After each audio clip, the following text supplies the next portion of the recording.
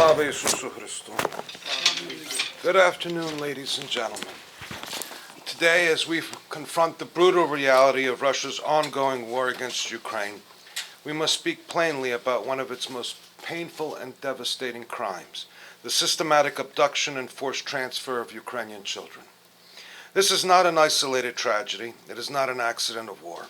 It is part of a long, deliberate pattern, one that stretches deep into the history of Ukrainian-Muscovite relations. To understand the present, we must look honestly at the past. For centuries, Imperial Russia sought not only to conquer Ukrainian land, but to reshape, absorb, and erase the Ukrainian people themselves. One of the most effective strategies of this horrendous agenda has always been the targeting of children, because children carry a nation's future. In the 17th century, after the Treaty of Pereyaslav, Muscovite authorities began taking the sons of Ukrainian nobles and Cossack leaders to Moscow. They were raised in the Tsar's court, stripped of their identity, remade into loyal servants of the empire. This was not a charity, it was a strategy. Remove the next generation of Ukrainian leadership and you weaken the nation at its core. In the 18th and 19th centuries, as the Russian Empire expanded its control, Ukrainian children were once again targeted. Policies of forced Russification reached into schools, churches, and families. Through the Valuyev Circular and the Ukaz from M's, Ukrainian language and culture were banned from classrooms. Children were taught to see themselves not as Ukrainian, but as Little Russians, a subordinate branch of a supposedly greater Russian people. The empire understood, if you can rewrite a children's identity, you can redirect a nation's destiny. The Soviet era continued this pattern with devastating efficiency.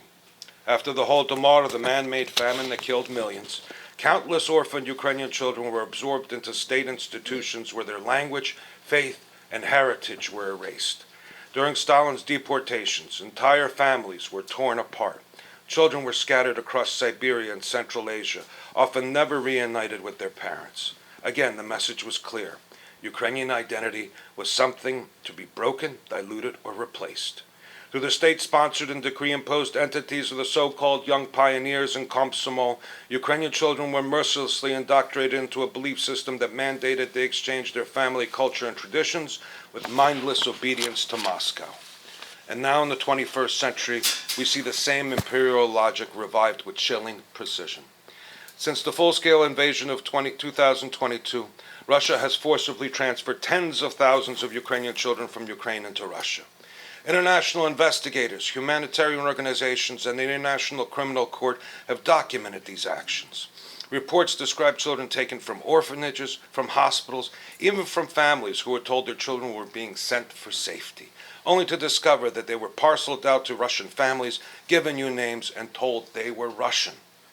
This is not simply a wartime atrocity, it is a deliberate attempt to erase Ukrainian identity at its most vulnerable point.